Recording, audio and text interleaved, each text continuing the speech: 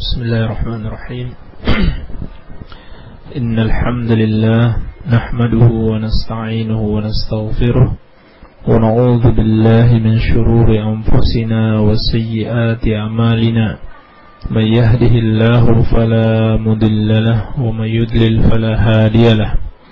Wa ashhadu an la ilaha illallah wahdahu la sharika lahu wa ashhadu anna Muhammadan 'abduhu wa rasuluh. Sallallahu alaihi wa ala alihi wa sahabatihi ajma'in wa man tabi'ahum bi ihsanin ila yaumiddin. Akhwani fid din wa akhwati fillah, para pendengar radio dakwah salafiyah rahimani wa rahimakumullah. Pada pagi hari ini insyaallah taala kita akan melanjutkan kembali kajian kitab tauhid, masuk pada bab yang baru. Berkata al-muallif rahimahullahu taala, babus syafa'ah, bab syafaat, ya, yakni penjelasan tentang syafaat. Baik. Beliau rahimahullahu taala menyebutkan bab ini karena di antara bentuk tipuan syaitan kepada manusia agar mereka menyekutukan Allah Subhanahu wa taala adalah dengan menganggap bahwa sesembahan-sesembahan tersebut hanyalah pemberi syafaat di sisi Allah Subhanahu wa taala. Ya. Sehingga mereka menyangka bahwa hakikatnya mereka juga sedang beribadah kepada Allah Subhanahu wa taala. Ya.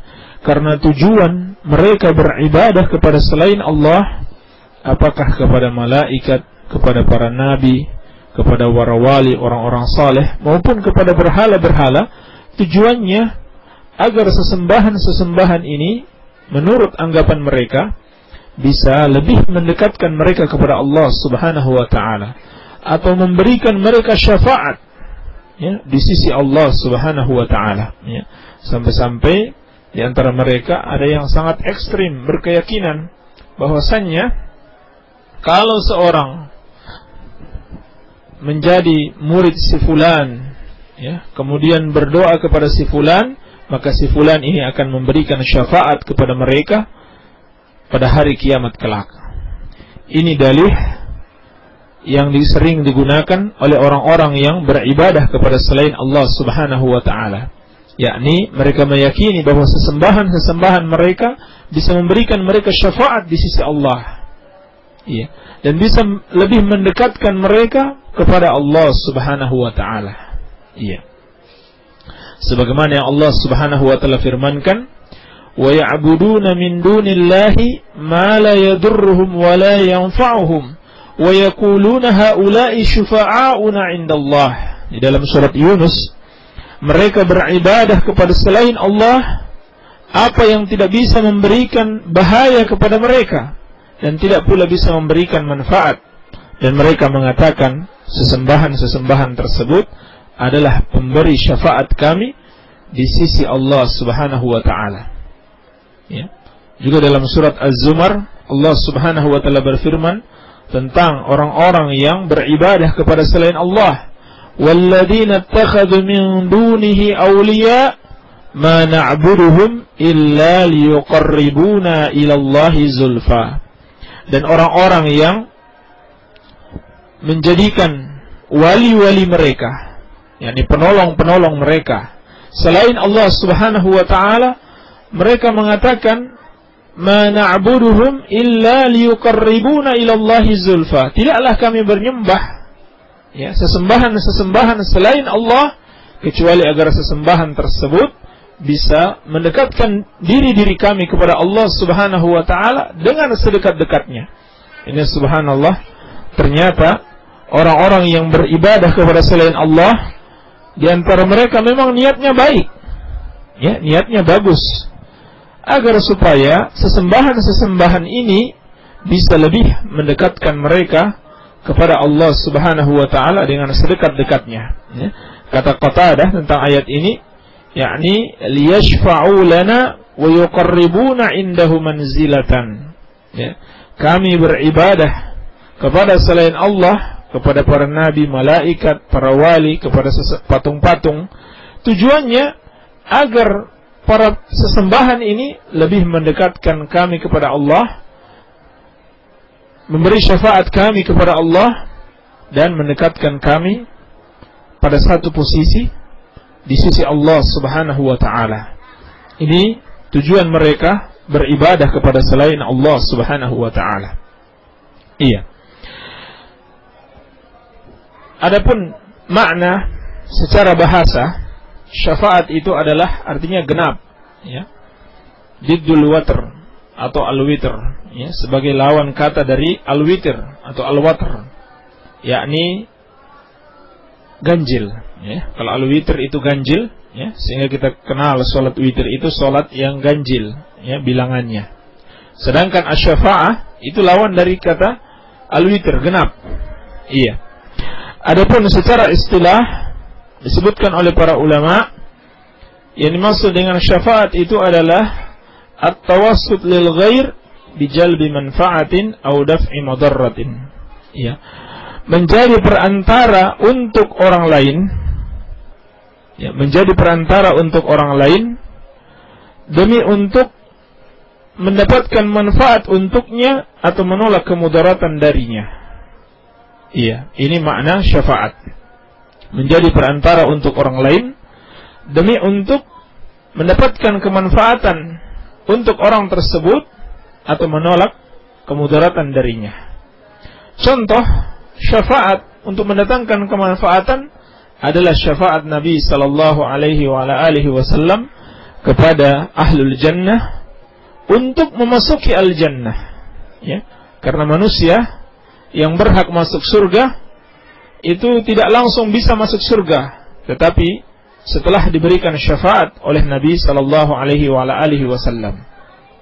Contoh memberikan syafaat untuk mengangkat satu kemudaratan, ya, kepada orang yang diberikan syafaat adalah syafaat Nabi sallallahu alaihi wasallam kepada orang yang sudah berhak masuk neraka agar dia tidak masuk ke dalam neraka tersebut. Iya. Ini makna syafaat, at-tawassul lil ghair bil jalbi manfaatin aw daf'i madarratin, ya. Dari contoh yang kita sebutkan adalah syafaat yang terjadi di akhirat, ya. Namun dalam penggunaan istilah para ulama, terkadang syafaat juga digunakan dalam masalah dunia, ya. Misalkan seseorang memiliki hajat, ya, kepada pembesar, kepada para pemimpin, ya, kepada pemerintah. Lalu ada, ya, orang yang dekat dengan pemerintah memberikan syafaat kepadanya demi untuk memudahkan urusan-urusannya. Iya. Maka ini juga biasa disebut dengan syafaat. Iya. Nah, syafaat seperti ini kalau seseorang bertujuan untuk melakukan satu kebatilan, ya, dan dia ingin mendapatkan izin dari pemerintah, lalu kita memberikannya syafaat agar mendapatkan kemudahan mendapat izin tersebut, ya, seperti seorang mau membuka tempat-tempat kemaksiatan, maka syafaat yang ini adalah syafaat yang dimurkai oleh Allah Subhanahu wa ta'ala, karena termasuk tolong-menolong di dalam kemaksiatan, di dalam kebatilan, ya, di dalam dosa. Adapun bila dia menginginkan satu proyek-proyek kebaikan, ya, misalnya mau membangun masjid, mau membangun pondok pesantren, ya, atau rumah bagi yatim piatu, ya, lalu mengurus perizinan misalkan di pemerintahan, dan ada yang memberikan syafaat agar dimudahkan urusan-urusannya, maka ini adalah syafaat yang baik, ya, yang mendapatkan pahala dari Allah Subhanahu wa ta'ala. Nabi sallallahu alaihi wasallam bersabda, "Isfa'u tu'jaru", ya, berikanlah syafaat, kalian akan mendapatkan pahala. Ya. Termasuk dalam bentuk ini, misalkan kita punya keluarga atau kenalan orang yang memiliki harta, ya, lalu kita meminta hartanya untuk diberikan kepada orang-orang fakir, ya, maka ini juga dikategorikan sebagai memberi syafaat kepada orang-orang fakir tersebut, ya. Jangan dipahami ini meminta-minta yang tercela, tidak. Ya, ini termasuk dalam kategori bentuk memberikan syafaat, ya, kepada orang fakir, ya, sepanjang tentunya harta itu tidak dia gunakan ya untuk kepentingan pribadi. Baik. Adapun yang kita maksudkan di sini adalah syafaat di akhirat. Adalah syafaat di akhirat, yakni at-tawassut lil ghair bil jalbi manfaatin aw daf'i madarratin. Baik. Ulama kita menjelaskan bahwasannya syafaat di akhirat itu ada dua bentuk. Ada syafaat manfiyah dan ada syafaat al-musbatah. Ya. Syafaat yang dinafikan oleh Al-Quran dan Sunnah Rasulullah sallallahu alaihi wasallam, dan ada syafaat yang ditetapkan. Artinya benar-benar itu merupakan syafaat. Ya. Syafaatul manfiyah, syafaat yang dinafikan oleh Al-Quran dan Sunnah Rasulullah sallallahu alaihi wasallam adalah syafaat yang tidak memenuhi syarat-syarat syafaat. Ya. Yakni di situ ada kesyirikan atau permohonan kepada selain Allah Subhanahu wa taala. Adapun asy-syafaatul musbatah, syafaat yang ditetapkan oleh Al-Qur'an dan oleh sunnah Rasulullah sallallahu alaihi wasallam adalah yang sesuai dengan syarat-syarat, ya, syarat-syarat syafaat. Ya. Dan ulama kita menyebutkan syarat-syarat syafaat itu ada dua. Yang pertama, idnullahi lisyafi', izin Allah Subhanahu wa taala bagi yang memberikan syafaat. Yang kedua, ridahu 'anil masyfu'ilah, ridha Allah bagi orang yang diberikan syafaat. Ini dua syarat yang harus terpenuhi. Izin Allah bagi yang memberikan syafaat, dan ridha Allah bagi orang yang diberikan syafaat. Baik. Wala yarda illa an ahli tauhid, dan Allah Subhanahu wa taala tidak akan ridha kecuali bagi ahli tauhid, yakni orang-orang yang tidak menyekutukan Allah Subhanahu wa taala. Insyaallah dalil-dalil dari bentuk-bentuk syafaat dan syarat syafaat ini akan kita sebutkan di dalam bab ini. Iya. Adapun maksud dari syafaat itu sendiri dijelaskan para ulama, yakni ada dua. Yang pertama, ikramus syafi', untuk memuliakan yang memberikan syafaat, ya, memuliakan orang-orang yang memberikan syafaat. Yang kedua, naf'ul masyfu'ilah, ya, memberikan kemanfaatan kepada orang yang diberikan syafaat. Baik.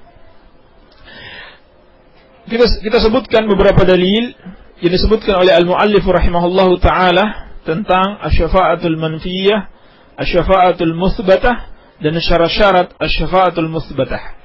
Baik. Dalil yang pertama, berkata al-muallif rahimahullahu taala, wa qaulullahi taala, wa anzir bihil ladzina yakhafuna ayyuhsyaru ila rabbihim laisa lahum min dunihi waliyyun wala syafi'. Allah Subhanahu wa taala berfirman, dan berilah peringatan dengan Al-Qur'an kepada orang-orang yang takut untuk dikumpulkan kepada Rabb mereka pada hari kiamat. Laisa lahum min dunihi waliyyun wala syafi'.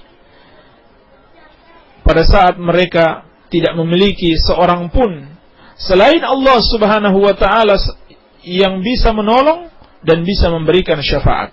Ya, seorang penolong ataupun seorang yang memberikan syafaat. Dalam surat Al-An'am ayat ke 151. Baik. Dalam ayat ini Allah Subhanahu wa taala memerintahkan Rasulnya sallallahu alaihi wasallam untuk memberikan peringatan kepada kaum musyrikin. Wa anzir bihil ladina, ya, dan juga secara khusus kepada orang-orang yang beriman. Wa anzir bihil ladina yakhafuna, dan berilah peringatan dengan Al-Qur'an kepada orang-orang yang takut ayyuhsyaru ila rabbihim, akan dikumpulkan atau dibangkitkan pada hari kiamat kepada Rabb mereka untuk mempertanggungjawabkan semua yang pernah mereka kerjakan di muka bumi ini.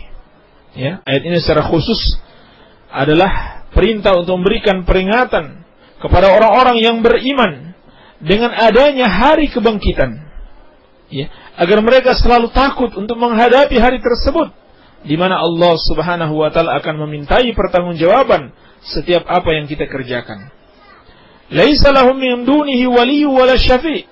Dan pada hari itu Allah mengabarkan tidak ada selain Allah Subhanahu wa taala seorang wali, yakni seorang penolong, wala syafi', tidak ada pula seorang yang memberikan syafaat. Ini menunjukkan asy-syafa'atul manfiyah, ya, syafaat yang dinafikan.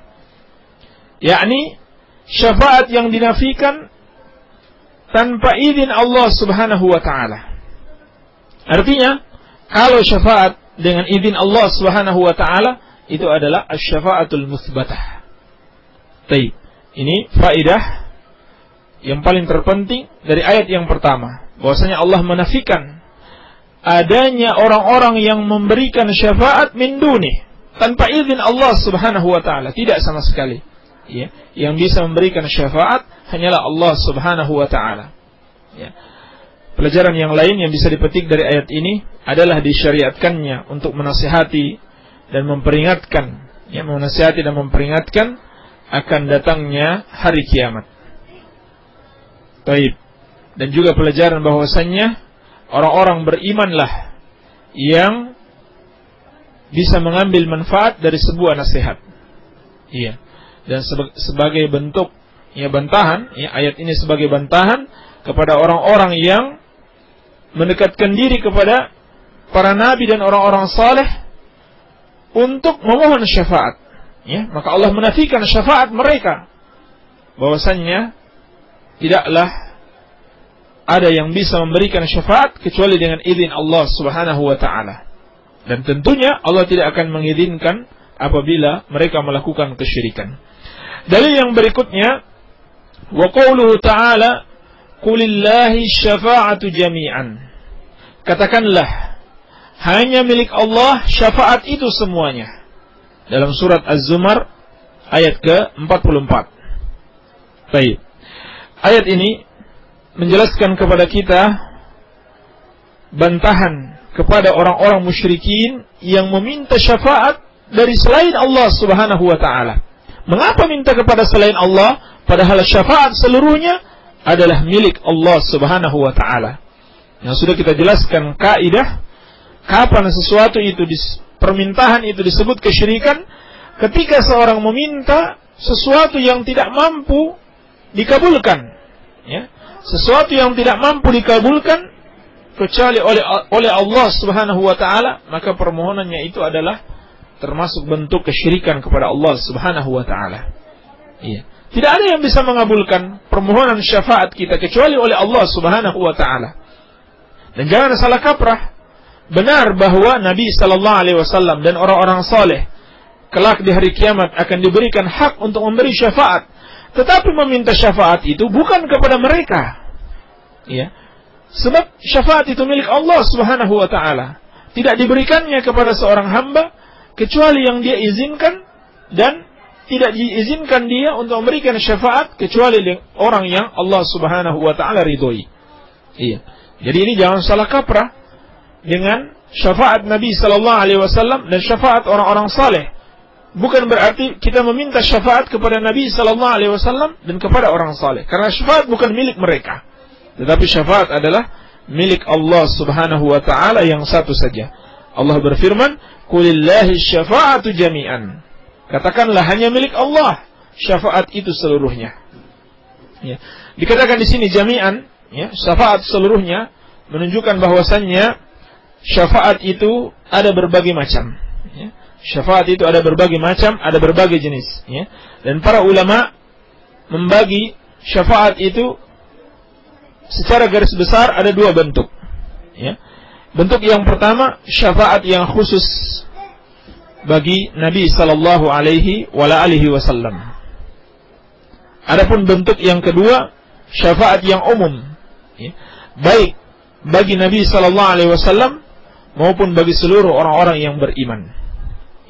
Jadi syafaat yang pertama khusus milik Nabi sallallahu alaihi wasallam, diberikan kepada Nabi sallallahu alaihi wasallam, dan syafaat yang kedua umum, ya, diberikan kepada Nabi sallallahu alaihi wasallam dan kepada selain beliau.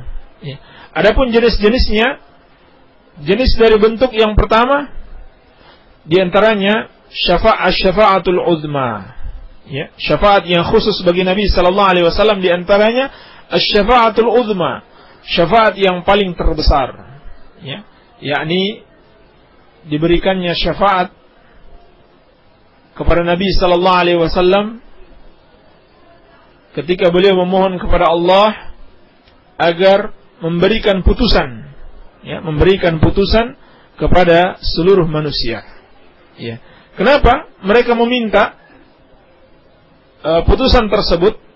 Ya. Karena mereka telah merasakan azab yang sangat pedih di hari kiamat.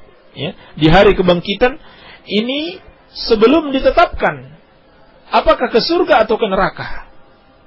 Iya. Bahkan sebelum mendapatkan pengadilan, manusia sudah tidak tahan dengan kondisi pada hari kiamat. Ya, sehingga diceritakan dalam hadis, mereka pun datang kepada Nabi Adam alaihissalam, meminta kepada Nabi Adam agar Nabi Adam memohon kepada Allah Subhanahu wa taala agar segera, ya, agar segera diputuskan perkara mereka. Tapi Nabi Adam alaihissalam itu kemudian memohon maaf, ya. Dia tidak berani memohon kepada Allah Subhanahu wa taala yang seperti itu. Lalu mereka pergi kepada Nuh, lalu kepada Ibrahim, kepada Musa dan kepada Isa, ya, masing-masing meminta uzur, ya, tidak bisa memohonkan permohonan mereka. Pada akhirnya mereka datang kepada Nabi sallallahu alaihi wasallam. Ya, lalu Nabi sallallahu alaihi wasallam berkata, itu memang untukku. Iya. Maka Nabi sallallahu alaihi wasallam memberikan syafaat kepada mereka dengan memohon kepada Allah Subhanahu wa taala agar diputuskan, ya, perkara mereka.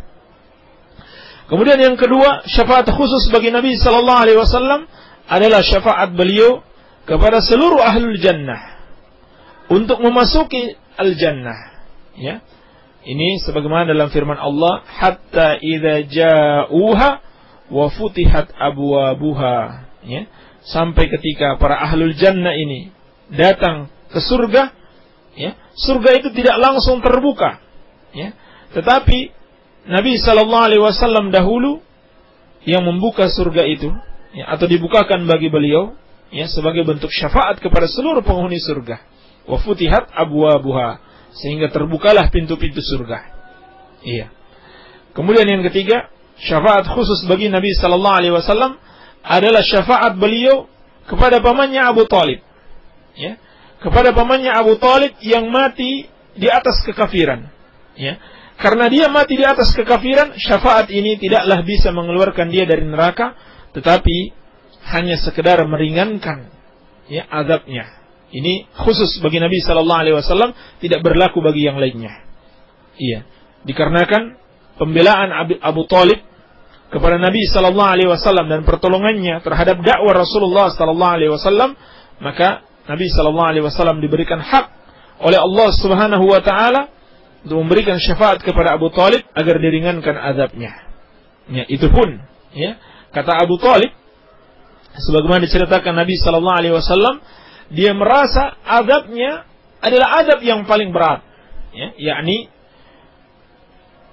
api, ya, yang diletakkan di kakinya itu sanggup itu mendidihkan otaknya, ya, sanggup mendidihkan otaknya, sehingga Abu Talib menyangka azabnya adalah azab yang paling berat, padahal Nabi sallallahu alaihi wasallam mengatakan itulah azab yang paling ringan.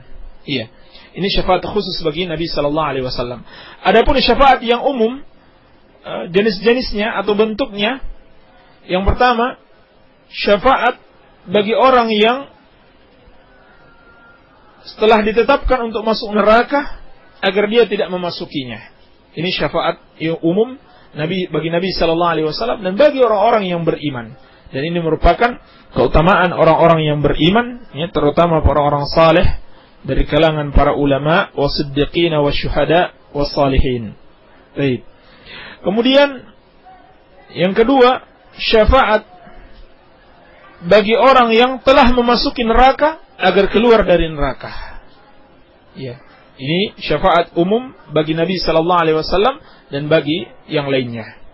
Kemudian yang ketiga, syafaat untuk mengangkat derajatnya orang-orang yang beriman di surga. Ya, inilah bentuk-bentuk syafaat yang ada di hari kiamat kelak.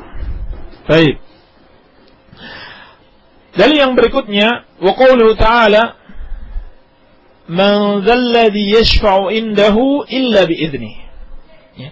Dan siapakah yang bisa memberikan syafaat di sisi Allah kecuali dengan izinnya? Ini pertanyaan untuk mengingkari. Dalam surat Al-Baqarah ayat ke-255, Allah mengingkari tidak ada yang bisa memberikan syafaat di sisi Allah kecuali dengan izinnya. Ya, ini menunjukkan satu dari dua syarat syafaat, yaitu izin Allah Subhanahu wa taala bagi orang yang memberikan syafaat. Ya, maka ayat ini juga menunjukkan bantahan kepada orang-orang musyrik yang meminta syafaat kepada para makhluk. Ya, sebab hakikatnya makhluk tersebut tidak bisa memberikan syafaat kecuali dengan izin Allah Subhanahu wa taala. Iya. Dan bahwasannya syafaat itu merupakan kekuasaan Allah Subhanahu wa taala, ya, yang merupakan bagian dari kebesaran dan keagungan Allah Subhanahu wa taala, di mana tidak ada makhluk, ya, yang bisa memberikan syafaat tanpa izin Allah Subhanahu wa taala, ya. Berbeda dengan penguasa di dunia. Terkadang seseorang bisa memberikan syafaat walaupun tanpa izin penguasa tersebut. Ya, terkadang sifatnya seperti itu. Baik. Maka Allah Subhanahu wa taala tidaklah bisa seseorang itu memberikan syafaat kecuali dengan izinnya. Dalil yang berikutnya, wa qauluhu ta'ala, wa kam min malakin fis samawati la tughni syafa'atuhum syai'an illa min ba'di ayya'zana Allahu liman yasha'u wa yarda. Berapa banyak malaikat yang ada di langit tidak bermanfaat sedikit pun syafaat mereka kecuali setelah Allah Subhanahu wa taala memberikan izin bagi siapa yang dia kehendakinya dan memberikan keridhaannya. Surat An-Najm ayat ke-26. Baik. Dalam ayat ini Allah Subhanahu wa taala mengabarkan bahwasannya malaikat, makhluk yang dekat dengan Allah Subhanahu wa taala, la ya'suna Allah ma amarahum wa yaf'aluna ma yu'marun, yang tidak pernah bermaksiat kepada Allah dalam segala apa yang Allah perintahkan, dan mereka selalu mengerjakan semua perintah-perintah Allah dengan sempurna. Ya, yusabbihuna al-laila wan-nahara la yafturun, senantiasa bertasbih kepada Allah malam dan siang hari tanpa mengenal letih. Ini malaikat. Bersamaan dengan kedudukan malaikat yang begitu tinggi, Allah mengatakan berapa banyak malaikat yang ada di langit, la tughni syafa'atuhum syai'a, tidak bermanfaat sedikit pun syafaat mereka, illa min ba'di ayya'zana Allahu liman yasha'u wa yarda, kecuali setelah Allah Subhanahu wa taala memberikan izin bagi siapa yang Allah kehendaki dan memberikan keridhaannya. Maka ayat ini jelas-jelas merupakan bantahan kepada kaum musyrikin yang mendekatkan diri dan memohon syafaat kepada selain Allah, ya, bahwasannya tidak ada yang bisa memberikan syafaat di sisi Allah Subhanahu wa taala meskipun malaikat yang sangat dekat dengan Allah kecuali setelah Allah memberikan izin dan keridhaannya, ya, dan menunjukkan bahwasannya syafaat itu betul-betul merupakan bagian dari kekuasaan Allah Subhanahu wa taala yang khusus, tidak boleh dimintakan kepada selain Allah Subhanahu wa taala. Dan juga pelajaran dari hadis ini atau dari ayat ini, bahwasannya di dalam ayat ini ada dua syarat, ya. Dua syarat untuk mendapatkan syafaat. Ya. Yang pertama, izin Allah terhadap orang yang memberikan syafaat. Dan yang kedua, izin dan keridhaan Allah Subhanahu wa taala kepada orang yang diberikan syafaat. Iya. Jadi meskipun orang yang sudah diberi izin telah ditetapkan dia bisa memberikan syafaat, tetapi yang diberikan syafaat ini tidak mendapatkan keridhaan Allah, maka dia tidak akan mendapatkan syafaat apa-apa. ya, tidak mendapatkan syafaat apa-apa. Sedangkan Allah Subhanahu wa taala tidak mungkin meridhoi seseorang untuk diberikan syafaat kecuali dia dari kalangan ahlut tauhid wal ikhlas, orang-orang yang mentauhidkan Allah dan mengikhlaskan ibadah hanya kepada Allah Subhanahu wa taala. Sebagaimana juga firman Allah dalam surat Al-Anbiya, wala yashfa'una illa liman irtada, ya, mereka tidak bisa memberikan syafaat kecuali bagi siapa yang Allah ridhoi. Sedangkan Allah hanya meridhoi orang-orang yang benar-benar mentauhidkan Allah Subhanahu wa taala, tidak menyekutukan Allah dengan sesuatu apapun juga. Terkecuali bagi Abu Thalib, ya, dan ini khusus bagi Nabi sallallahu alaihi wasallam, itu pun tidak sampai bisa mengeluarkannya dari neraka, tetapi hanya sekedar meringankan azabnya, dan azabnya tetap dia terima sepanjang kehidupannya di akhirat dalam kehidupan yang kekal, wal iyadzu billah. Ya. Kesimpulannya, jamaah sekalian, bahwasannya tidak boleh seorang berdoa kepada selain Allah dengan dalih syafaat. Demikian pula tidak boleh meminta kepada selain Allah syafaat tersebut, sebab ini adalah kekhususan bagi Allah Subhanahu wa taala, tidak boleh dimintai kepada selain Allah Subhanahu wa taala. Barang siapa yang melakukannya, berarti dia telah melakukan kesyirikan kepada Allah Subhanahu wa taala. Dan syafaat itu harus terpenuhi dua syarat padanya, yakni izin Allah bagi orang yang memberikan syafaat, kemudian keridhaan Allah bagi orang yang diberikan syafaat. Sedangkan Allah tidak akan ridho kecuali bagi orang yang benar-benar mentauhidkan Allah Subhanahu wa taala dan mengikhlaskan agamanya bagi Allah Subhanahu wa taala. Barangkali ini yang bisa kita sampaikan, semoga ada manfaatnya. Wabillahi taufiq, walhamdulillahirabbil alamin. Demikian tadi apa yang telah dijelaskan oleh Al-Ustaz Abu Abdillah Sufyan. Mudah-mudahan apa yang beliau jelaskan memberikan manfaat dan semakin memperkokoh iman kita kepada Allah Subhanahu wa taala. Dan masuki sesi tanya jawab kepada para pendengar radio Dakwah Salafiyah. Yang ingin bertanya silakan kirimkan pertanyaannya melalui nomor 0813-949-72127. Silakan dicatat nomornya 0813-949-72127. Dan ini sudah banyak pertanyaan yang masuk, biar langsung saja dijawab oleh Al-Ustaz Abu Abdillah Sufyan. Bismillah walhamdulillah wassalatu wassalamu ala Rasulillah. Para pendengar radio Dakwah Salafiyah rahimani wa rahimakumullah, telah masuk beberapa pertanyaan melalui SMS. Tugas Jibril adalah menyampaikan wahyu. Setelah para nabi dan rasul enggak ada, maka Jibril tugasnya apa? Ya. Jawabannya, di antara yang disebutkan di dalam Al-Quran, tugas Jibril alaihissalam adalah, ya, mengatur, ya, urusan-urusan, yakni takdir dari Allah Subhanahu wa taala, ya, berupa ajal-ajal manusia dan rezeki mereka selama setahun. Sebagaimana yang Allah firmankan dalam Al-Quran, tanazzalul malaikatu warruhu fiha biidzni rabbihim min kulli amr. Para malaikat turun dan juga ruh pada malam tersebut, ini malam Lailatul Qadar, dengan izin Rabb mereka untuk mengatur segala urusan, yakni takdir sanawi, ya, takdir tahunan. Baik. Ruh di situ ditafsirkan oleh para ulama bahwa yang dimaksud adalah malaikat Jibril alaihissalam, ya. Dia akan turun bersama malaikat yang lain, malaikat yang sangat banyak, ya, untuk mengatur segala urusan selama 1 tahun, ya, yakni pada malam Lailatul Qadar pada bulan Ramadan. Demikian, wallahu a'lam. Bila anak sudah berumur 7 tahun, apakah dia berhak memilih ikut dengan ibu atau bapaknya bila qadarullah, bila Allah menakdirkan orang tuanya bercerai? Bagaimana jika dia memilih tinggal dengan orang tua yang masih awam? Baik. Di dalam syariat, bahwasannya apabila terjadi perceraian antara suami istri, maka anak itu dipelihara, ya, atau hak asuh anak itu milik ibunya selama ibunya ini belum menikah.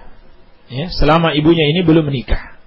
Sebagaimana dalam hadis yang diriwayatkan Imam Abu Dawud, Nabi sallallahu alaihi wasallam bersabda, ya, terhadap seorang wanita yang bertanya kepadanya, maka Nabi mengatakan, anti ahaqqo bihi ma lam tankihi. Engkau lebih berhak, ya, dengan anak tersebut selama engkau belum menikah. Ya, engkau lebih berhak dengan anak tersebut selama engkau belum menikah. Baik. Ini bagi anak kecil yang belum mumayyiz, ya, belum memasuki usia tamyiz, di mana pada umur tersebut biasanya dia belum bisa mengurus diri sendiri. Iya. Kalau sudah masuk usia tamyiz, yakni umur 7 tahun, sebagaimana yang ditanyakan, ini umumnya anak masuk usia tamyiz pada umur 7 tahun, maka benar dia disuruh memilih. Ya, dia disuruh memilih mau ikut ibu atau mau ikut bapak. Ya. Berdasarkan riwayat yang sahih dari Abu Hurairah radhiyallahu taala anhu, ya, yang diriwayatkan juga oleh Imam Abu Dawud, bahwasannya terjadi perselisihan antara suami istri di zaman Nabi sallallahu alaihi wasallam, siapa yang lebih berhak untuk membawa anaknya. Maka Nabi sallallahu alaihi wasallam menyuruh anak itu untuk memilih, ya, tangan siapa yang dia pegang. Ya, kalau dia pegang tangan ibunya, berarti dia ingin ikut ibunya, ya, dan seterusnya. Pada akhirnya dia pun memilih untuk mengikuti ibunya. Baik. Jadi selama dia belum menikah dan selama anak itu belum memasuki usia tamyiz, maka dia disuruh untuk memilih. Selama ibunya ini belum menikah kembali, maka hak asuhnya masih pada si ibu. Kemudian kalau dia sudah berumur 7 tahun, dia disuruh untuk memilih. Baik. Hanya saja ulama kita menasihatkan agar di sini melihat kemaslahatan, ya, apa yang lebih bermanfaat bagi si anak, ya, apakah bersama ibunya ataukah bersama bapaknya, ya. Sehingga apa yang ditanyakan di sini, bagaimana jika dia memilih tinggal dengan orang tua yang masih awam, ya, yang masih awam di sini barangkali dalam artian belum mengetahui akidah yang benar, ya, sehingga dikhawatirkan si anak ini bisa terbawa pada hal-hal yang tidak baik, ya, baik dari sisi agamanya maupun dari sisi dunianya. Maka yang seperti ini tentunya tidak diragukan lagi, maka dia mengikuti orang tuanya yang, ya, yang agamanya lebih baik, ya, yang agamanya lebih baik, yang lebih bisa menjamin kebaikannya, ya, dari sisi agama. Baik. Dan yang seperti ini apabila terjadi perselisihan, maka harus dilaporkan kepada mahkamah, ya, atau kepada pengadilan, ya, ya, kalau di Indonesia ada pengadilan agama, ya, mereka yang berhak untuk memutuskannya, ya, ini yang berhak untuk memutuskannya. Baik, agar tidak terjadi penolakan dari satu pihak. Iya. Demikian, wallahu a'lam. Bagaimana cara mandi janabah yang syar'i, ya? Bagaimana cara mandi janabah yang syar'i, ya? Jadi mandi janabah adalah mandi yang diwajibkan Allah Subhanahu wa taala sebagai syarat sah salat, ya, sebagai syarat sah salat bagi orang yang terkena janabah, ya. Janabah itu bisa berupa hubungan suami istri, ya, atau mengeluarkan air mani, atau haid dan nifas, iya. Nah, setelah melakukan hubungan suami istri sebelum melakukan salat, atau setelah haid dan nifas sebelum melakukan salat, maka diwajibkan untuk mandi yang diistilahkan dengan mandi janabah. Iya. Yang paling terpenting dalam mandi janabah adalah 2 perkara. Yang pertama yang pertama niat, ya. Yang pertama niat bahwasannya dia mandi ini bukan sekedar mandi biasa, ya, tetapi mandi janabah. Yang kedua, meratakan air ke seluruh badan. Artinya jangan sampai ada bagian badan yang tidak terkena air, ya. Jadi dia harus memastikan seluruh bagian badannya itu terkena air. Ini saja dua perkara yang paling penting. Ya. Adapun selain itu, ada sunnah-sunnah yang dituntunkan oleh Nabi Sallallahu Alaihi Wasallam. Siapa yang melakukannya, tentu ini sangat baik. Ya, tetapi itu bukan merupakan kewajiban. Ya. Di antaranya, pertama, mencuci tangan terlebih dahulu sebanyak 3 kali sebelum tangan tersebut dimasukkan dalam bejana atau sebelum mandi. Ya. Jadi jangan masukkan tangan itu ke dalam bejana ya, sebelum dia mandi, sebelum dia mencuci tangannya. Baik. Yang kedua, membersihkan kemaluan atau kotoran yang ada dengan tangan kiri. Kemudian yang ketiga, mencuci tangan setelah membersihkan kemaluan dengan menggosokkan ke tanah atau dengan menggunakan sabun. Iya. Kemudian yang keempat, ya, setelah membersihkan kemaluan dan membersihkan tangan yang membersihkan kemaluan tersebut, berwudu. Ya. Yang keempat, berwudu. Ya. Dengan wudu yang sempurna sebagaimana akan melakukan sholat. Iya. Hanya saja pada bagian kaki boleh langsung dicuci, boleh juga dipending ya, setelah selesai mandi, ya, diakhirkan setelah selesai mandi. Iya. Kemudian yang kelima, setelah itu kemudian mengguyur air pada kepala sebanyak 3 kali. Ya. Dan pastikan air tersebut sampai ke pangkal rambut. Artinya pastikan semua kepala itu basah. Ya. Lalu yang keenam, memulai mencuci kepala bagian kanan lalu ke bagian kiri. Iya. Yang ketujuh, sambil menyela-nyelahi rambut. Ya, pastikan bahwasanya air tersebut benar-benar telah merata di seluruh bagian kepala. Ya. Lalu yang terakhir, mengguyur air pada seluruh badan. Ya, mengguyur air pada seluruh badan dimulai dari sisi yang kanan, setelah itu yang kiri. Ya, ini yang disunahkan oleh Nabi Sallallahu Alaihi Wasallam. Ya, namun yang paling penting di sini adalah memastikan air tersebut mengenai seluruh bagian tubuh. Ya, dan sebelumnya telah berniat untuk meniat mandi janabah. Dan niat ini tidak perlu dilafazkan. Tidak ada lafaz khusus yang dicontohkan Nabi Sallallahu Alaihi Wasallam. Ya, tidak ada lafaz khusus. Baik diucapkan dengan lisan maupun dilafazkan dalam hati. Tidak ada. Ya, cukup niat mandi wajib. Niat seperti biasa dalam hati. Karena Allah Subhanahu wa Ta'ala untuk menghilangkan hadas. Ya. Niat dalam hati. Baik.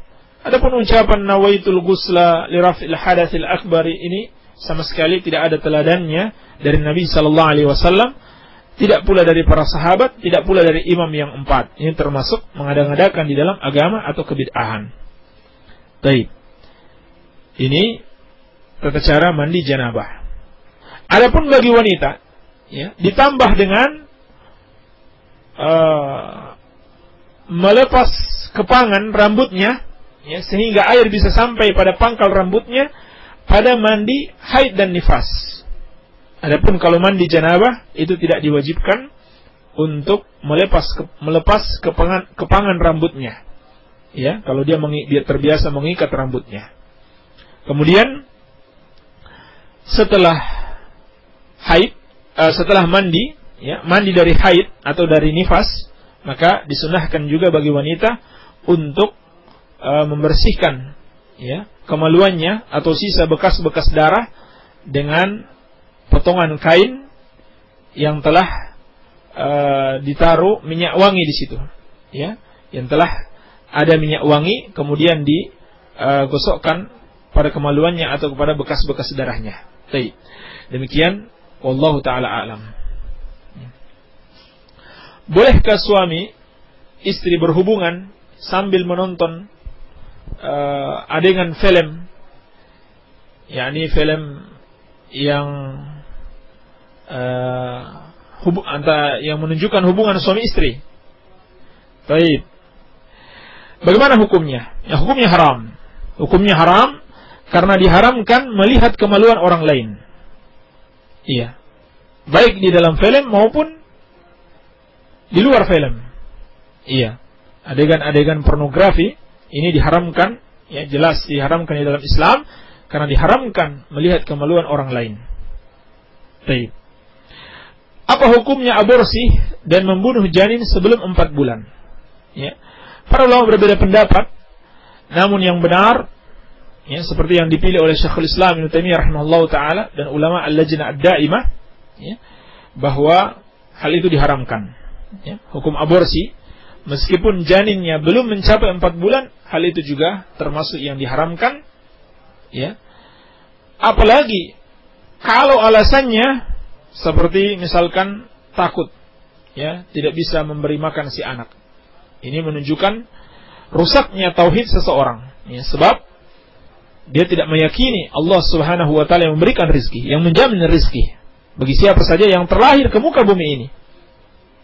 Baik.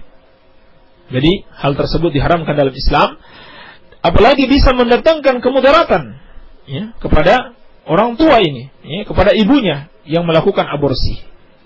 Iya. Kemudian,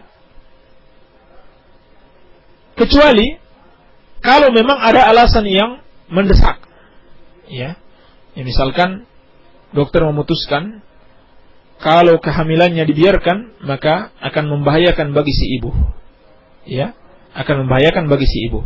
Jika sebelum 4 bulan, maka yang seperti ini boleh untuk digugurkan. Tetapi kalau setelah masuk 4 bulan atau lewat dari 4 bulan, walaupun dokter menetapkan kalau kehamilannya ini, kalau diteruskan bisa membahayakan bagi si ibu, maka tetap tidak boleh digugurkan. Sebab setelah 4 bulan telah ditiupkan ruh kepadanya. Ya, karena dalam syariat tidak boleh membunuh jiwa orang lain demi untuk menyelamatkan yang lainnya. Ya, tidak boleh membunuh jiwa orang lain demi untuk menyelamatkan yang lainnya. Ini kalau sudah 4 bulan. Kalau sebelum 4 bulan, sebelum ditiupkan ruh, maka boleh untuk digugurkan jika ada alasan yang mendesak atau darurat seperti ini. Adapun jika tidak ada alasan, maka hukumnya haram, ya, termasuk dosa besar, ya, diharamkan di dalam agama yang mulia ini. Baik. Wallahu taala a'lam. Ada orang tua, dia memiliki harta. Kemudian hartanya itu habis dijual dan uangnya dimakan sendiri. Sedangkan orang tua itu punya anak. Gimana hukum jual belinya? Hukum jual belinya sah, namun dia berdosa jika dia tidak menafkahi anaknya. Iya. Akan tetapi, jika memang maksudnya untuk memudaratkan si anak agar tidak mendapatkan warisan, atau ada indikasi ke sana, maka yang seperti ini bisa dilaporkan kepada hakim, ya, atau kepada mahkamah yang khusus mengurus masalah ini, ya, sehingga bisa dibatalkan jual beli tersebut. Ya, jika ada indikasi ke sana. Ya, sama halnya seorang punya 2 istri, ketika dia sakit, ya, ada tanda-tanda kematiannya, dia kemudian menceraikan seorang istrinya, ya, agar istrinya yang diceraikannya tidak mendapatkan warisan. Maka yang seperti ini tidak dibolehkan di dalam syariat. Jadi jika ada maksud untuk memudaratkan si anak agar tidak mendapatkan warisan, maka yang seperti ini tidak dibolehkan dalam syariat. Bagaimana hukumnya seorang laki-laki yang sudah meninggalkan istri selama 8 bulan terus bersatu lagi? Apakah sah berumah tangga atau tidak menurut ilmu syar'i? Ya. Pernikahan mereka tetap sah, ya, selama istrinya belum diceraikan. Ya. Selama istrinya belum diceraikan, baik dia ceraikan, ya, dengan dia melakukannya sendiri atau dilaporkan oleh wanita ini kepada hakim, ya, kepada mahkamah. Baik. Jadi tetap sah, ya, tetap sah pernikahan mereka berapa lama pun dia tinggalkan, ya, meskipun tentunya tidak layak meninggalkan istri, ya, tanpa ada keridhoannya dan tanpa memenuhi kebutuhan-kebutuhannya, ya, ya. Namun berapa lama pun dia tinggalkan, ya, selama mereka tidak bercerai, tetap sah, ya, pernikahan tetap sah. Ya. Adapun kalau sudah terjadi perceraian, ya, pada talak 1 dan talak 2, itu pernikahannya kemudian terputus, ya, atau terpisah kalau sudah melewati 3 kali haid, ya, dari wanita ini, dari istrinya.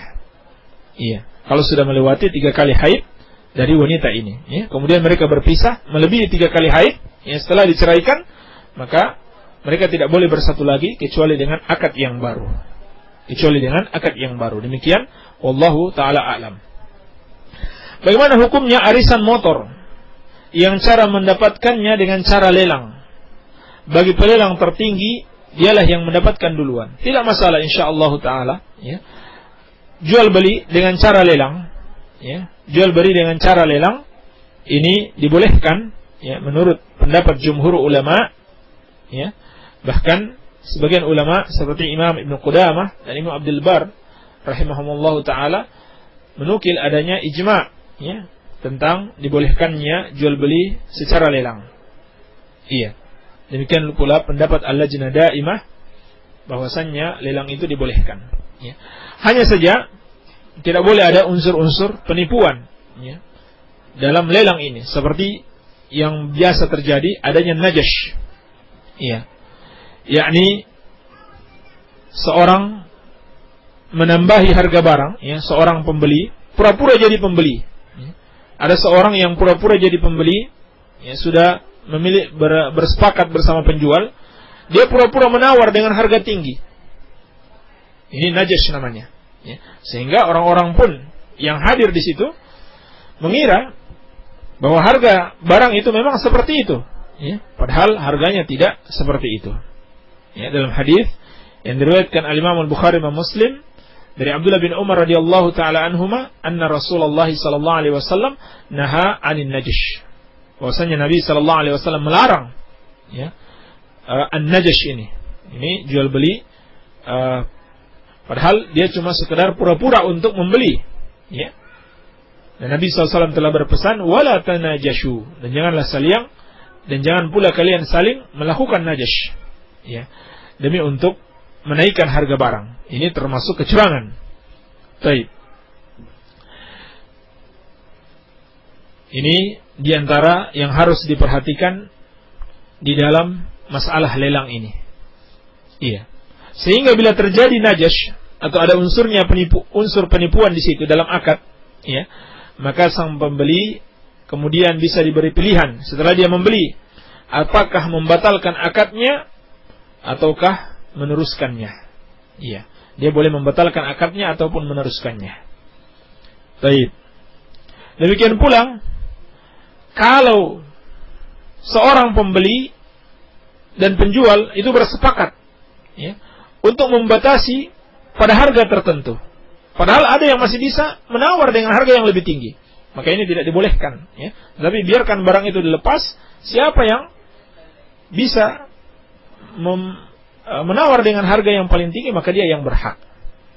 Iya. Demikian pula tidak boleh bersepakat antara sesama pembeli, ya, berkongsi sesama pembeli untuk merugikan penjual.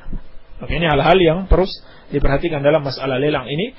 Demikian wallahu a'lam. Bagaimana hukum menggendong anak yang pakai pampers yang pasti ada air kencingnya ketika sedang sholat?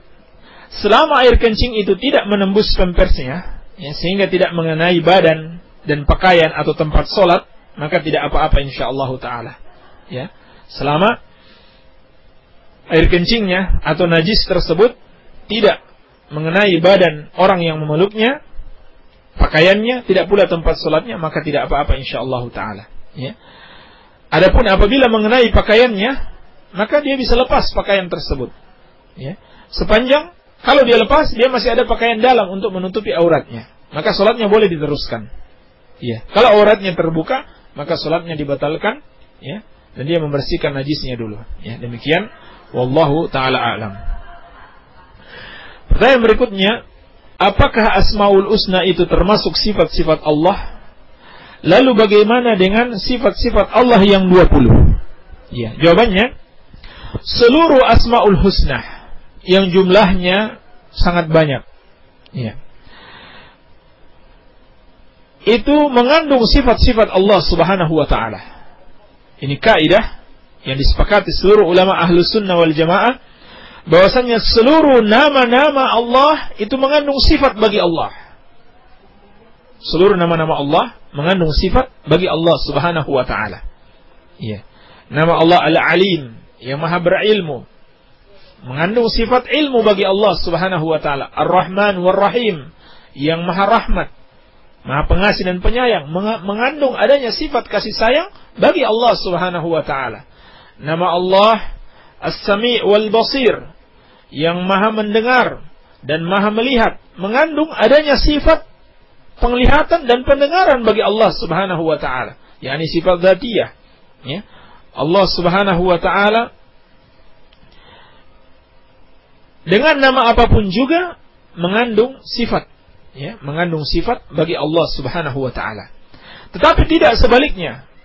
Tidak setiap sifat itu bisa diambil darinya nama-nama Allah Subhanahu wa taala. Ya.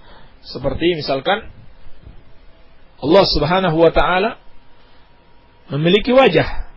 Ini sifat dzatiyah. Ya, atau memiliki tangan. Ya, yang tentunya wajah dan tangan Allah tidak sama dengan wajah dan tangannya makhluk. Iya.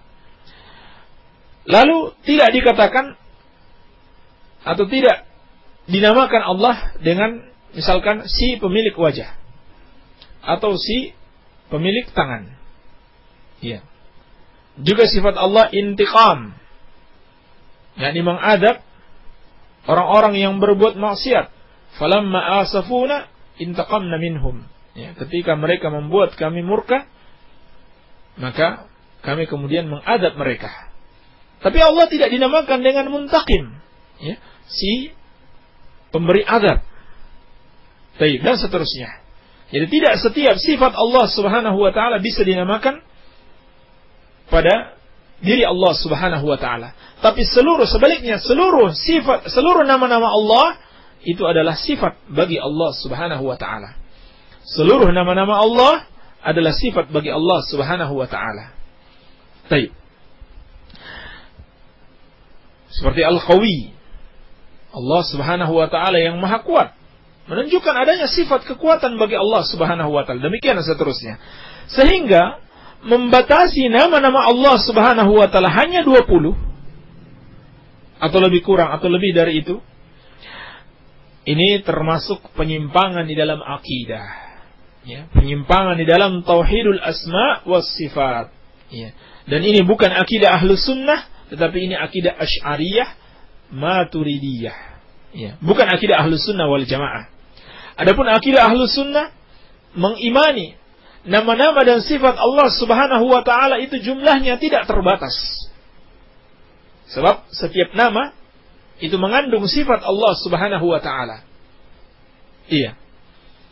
Maka Nabi sallallahu alaihi wasallam pernah berdoa, Allahumma as'aluka bikulli ismin huwa lakah. Ya Allah, aku memohon kepadamu dengan setiap namamu.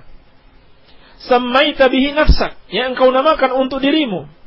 Au 'allamtahu ahadan min khalqik, atau yang engkau ajarkan pada seorang dari makhlukmu, yang dari kalangan para nabi. Au anzaltahu fi kitabik, atau engkau turunkan di dalam kitabmu. Au ista'tharta fi ilmil ghaibi 'indak, atau yang engkau khususkan dalam ilmu gaib milikmu. Jadi ini menunjukkan nama Allah Subhanahu wa taala tidak terbatas. Ya.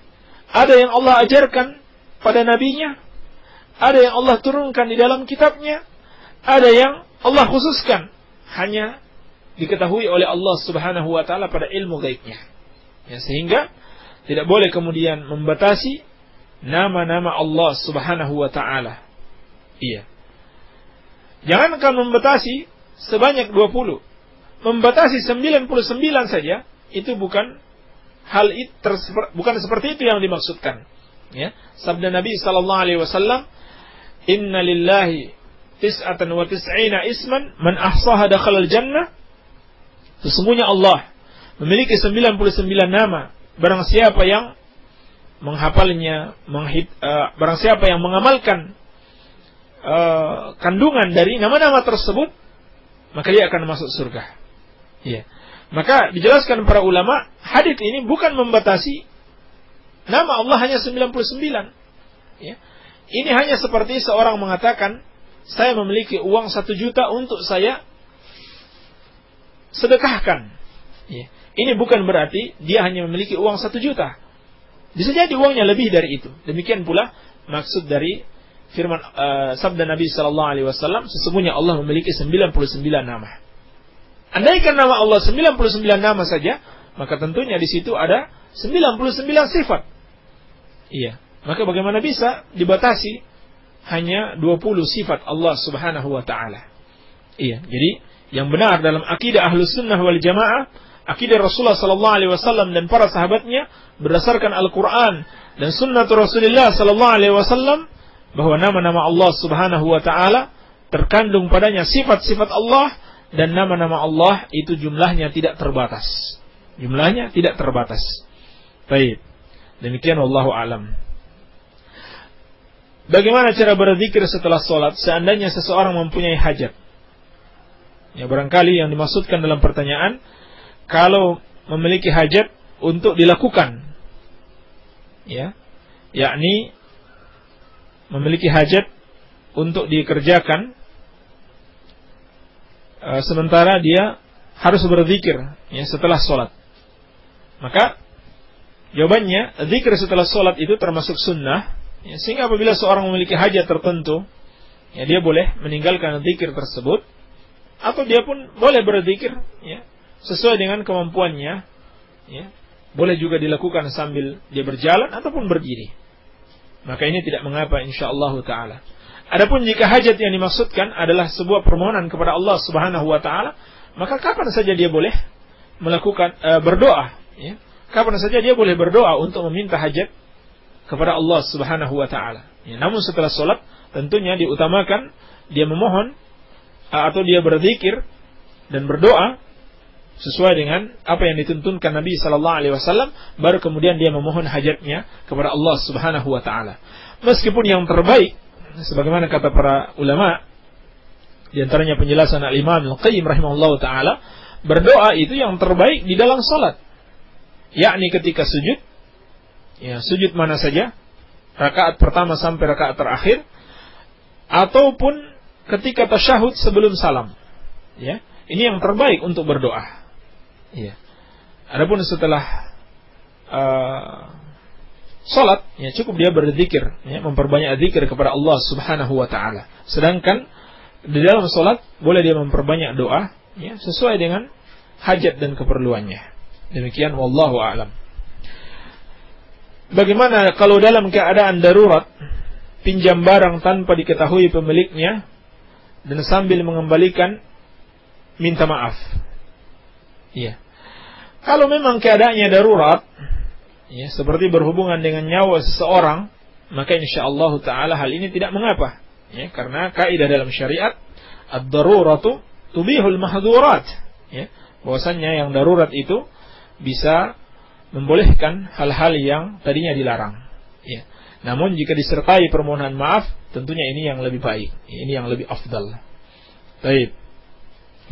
Tolong dijelaskan, boleh apa tidak kita menyolati orang musyrik atau ahli bid'ah? Apabila dia mati di atas kesyirikan, atau bid'ahnya itu adalah bid'ah yang sifatnya kesyirikan kepada Allah Subhanahu wa taala, maka diharamkan bagi keluarganya dan bagi seluruh kaum muslimin untuk mensolati orang yang mati dalam keadaan menyekutukan Allah Subhanahu wa taala, dalam keadaan musyrik. Karena Allah Subhanahu wa taala telah melarang hal tersebut, sebagaimana dalam surat At-Taubah, "Ma kana lin-nabiyyi walladzina amanu ay yastaghfiru lil musyrikin walau kana uli qurba min ba'di ma tabayyana lahum annahum ashabul jahim." Kata Allah Subhanahu wa taala, tidaklah pantas bagi nabi dan orang-orang beriman itu untuk memohonkan ampun bagi orang-orang musyrikin. Tidak boleh. Meskipun mereka adalah kerabat-kerabat mereka yang paling dekat, setelah jelas bagi mereka bahwasannya orang-orang musyrikin itu adalah ashabul jahim, ya, penghuni neraka jahanam wal iyadu billah, ya, sehingga Nabi Ibrahim alaihissalam dilarang mendoakan bapaknya, dan Nabi sallallahu alaihi wasallam dilarang mendoakan pamannya Abu Talib karena mati di atas kesyirikan kepada Allah Subhanahu wa taala. Juga dalam firman Allah Subhanahu wa taala dalam surat At-Taubah, "Wala tusalli ala ahadin minhum mata abadan wala taqum ala qabrihi innahum kafaru billahi wa rasulih wa matu wa hum fasikun." Ya, terhadap orang-orang yang kafir kepada Allah dengan kemunafikan yang besar. Dan janganlah engkau sekali-kali mensalatkan salah seorang dari mereka yang mati untuk selamanya. Dan janganlah kamu berdiri untuk mendoakan di kubur mereka. Sesungguhnya mereka telah kafir kepada Allah dan Rasulnya dan mati dalam keadaan kefasikan kepada Allah Subhanahu wa ta'ala. Ya. Jadi apabila benar-benar terbukti dia mati dalam keadaan menyekutukan Allah Subhanahu wa ta'ala atau bid'ah yang merupakan kesyirikan, maka tidak boleh untuk mensolatinya. Baik. Karena Allah Subhanahu wa ta'ala telah melarang hal tersebut. Wallahu ta'ala alam. Apakah dibenarkan syukuran pada memberi nama setelah membeli sesuatu ataupun syukuran pada acara tertentu? Baik. Hal seperti ini, mengadakan satu acara syukuran ketika memberi nama atau membeli sebuah barang, tidaklah dicontohkan oleh Nabi sallallahu alaihi wasallam secara khusus. Iya. Dan dikhawatirkan hal seperti ini apabila disertai dengan ritual-ritual tertentu bisa mengantarkan kepada kebid'ahan. Adapun maksudnya, apabila maksudnya kalau sekedar memberi makan kepada orang-orang fakir, ya, dalam rangka bersyukur kepada Allah Subhanahu wa taala atas nikmat-nikmat yang Allah berikan tanpa disertai adanya ritual-ritual tertentu, maka hal ini tidak mengapa insyaallah taala. Baik. Ritual-ritual tertentu yang saya maksudkan yang seperti adanya tahlilan, ya, adanya acara-acara tertentu yang tidak dicontohkan oleh Nabi sallallahu alaihi wasallam. Ya, beri makan saja, bagi-bagi makanan kepada orang fakir, ya, sebagai bentuk rasa syukur atas nikmat-nikmat yang Allah Subhanahu wa taala anugerahkan kepada kita, maka hal ini tidak mengapa insyaallah taala. Ya.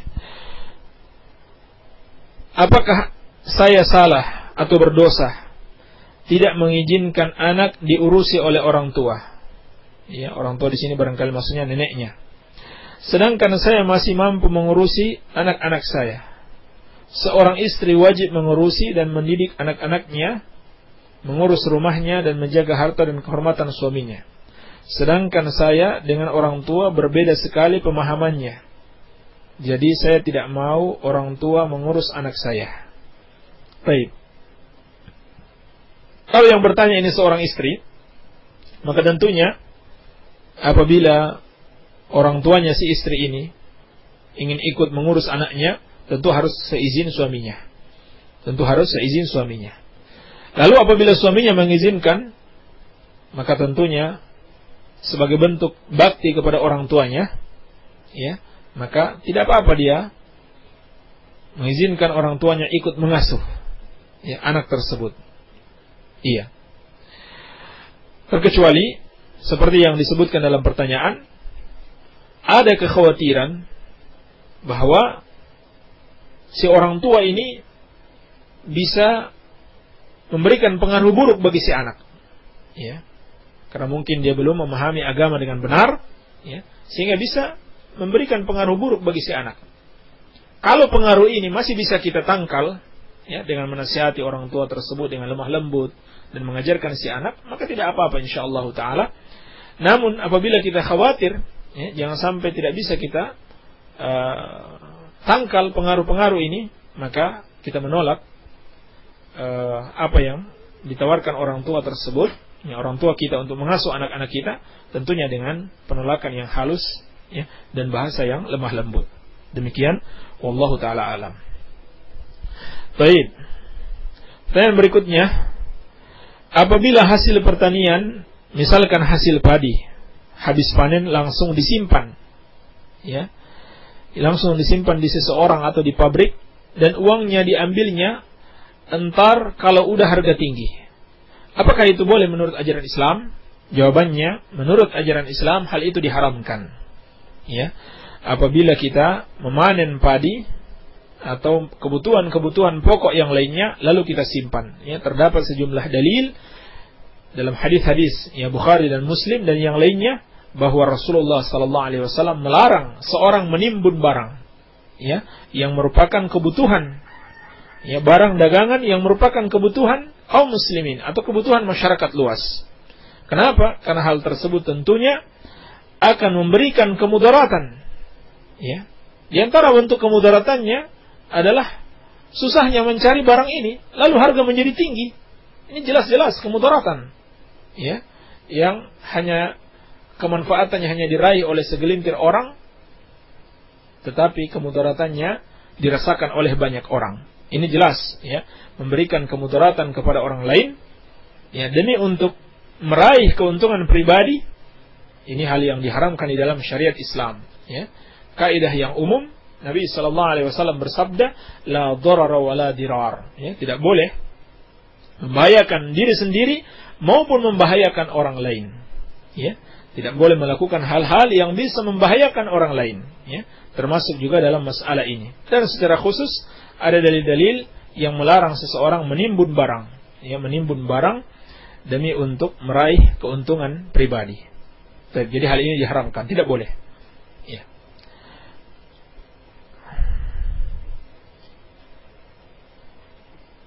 Ada pertanyaan atau permintaan, kalau mungkin rekaman kajian pagi diputar ulang sore hari atau menjelang maghrib.